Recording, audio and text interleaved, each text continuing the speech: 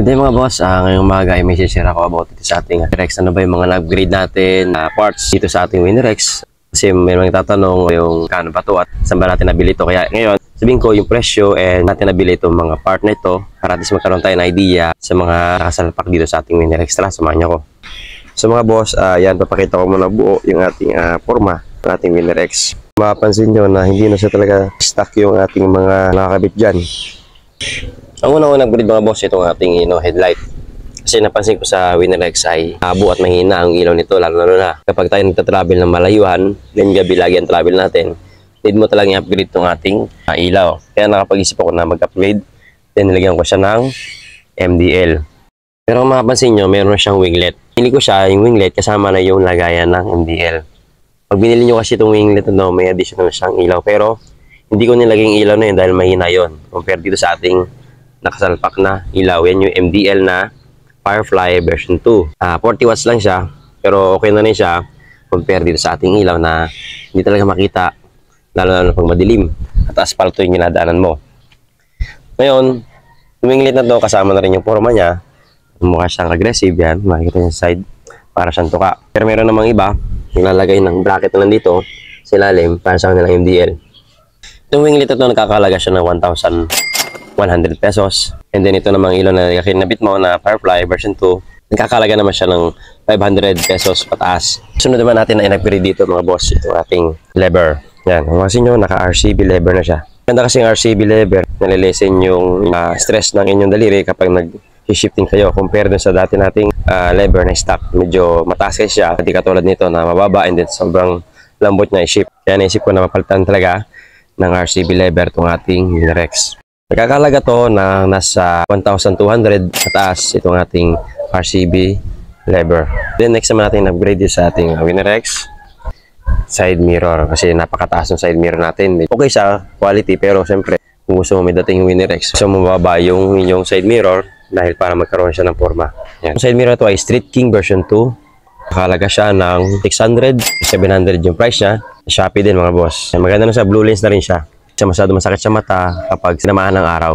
Next naman natin upgrade mga boss dito sa ating Winrex, yung ating step grill. Ang step grill na to ay maganda, depende sa klase. Meron itong iba't ibang klase ng kulay. Titanium, may silver yan.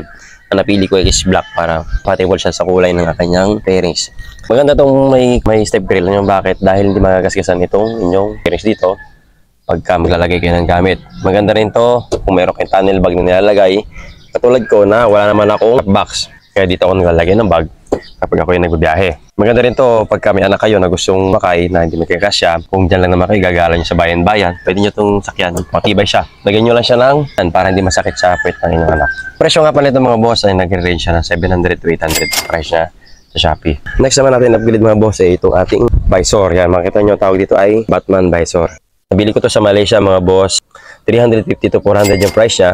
Okay naman yung pagkakasetup niya, plug and play dito sa ating Winrex. Next naman boss, yung ating radiator cover para maiwasan yung mga buhangin na pumasok sa ating radiator. Bato-bato, maliliit. Bili ko lang siya, nag-range siya ng 500 to 700. Then next naman yung ating engine cover para maiwasan din yung mga talsik ng bato direct sa ating makina. Nagre-range siya ng mga 300 to 400 plus sa Shopee mga boss. Next natin nag-build mga boss ay itong ating pampapogi style lang naman to ating lever guard.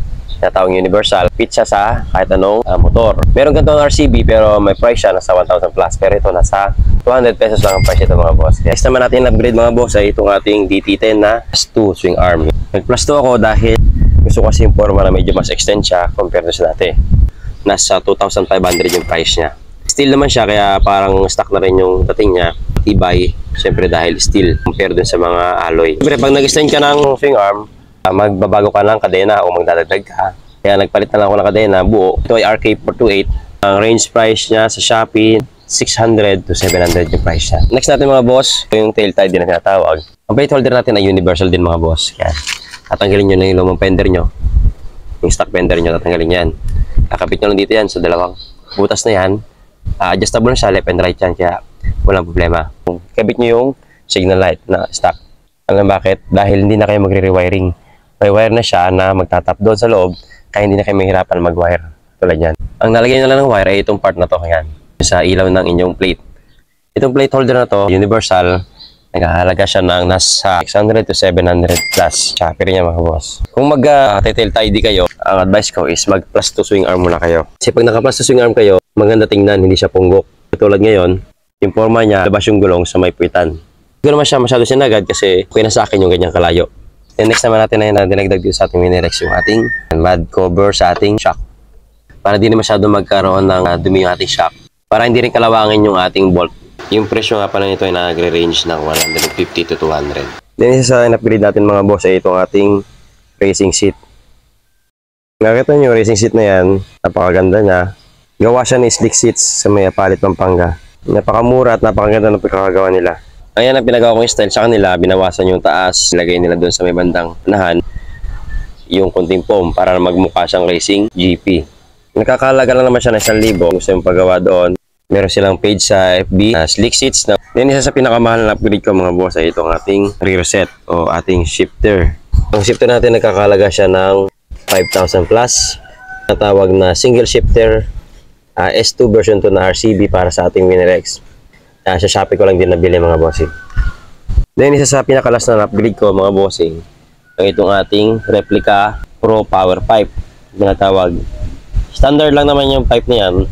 Nasa 28mm yung size ng kanyang elbow, kaya no need na muna na iparimap. Depende na lang sa akin kung gusto ko iparimap itong ganitong pipe. Binili ko to kay M1 Garage, nasa 3,000 yung price niya. Sa mga gusto mag-replica pipe, pwede nyo palagay ito sa inyo Winirex. Napakastig talaga tingnan itong replica pipe. Hindi siya masyado maingay, pinakakabulaw ng kapitbahay. Yan, may power talaga.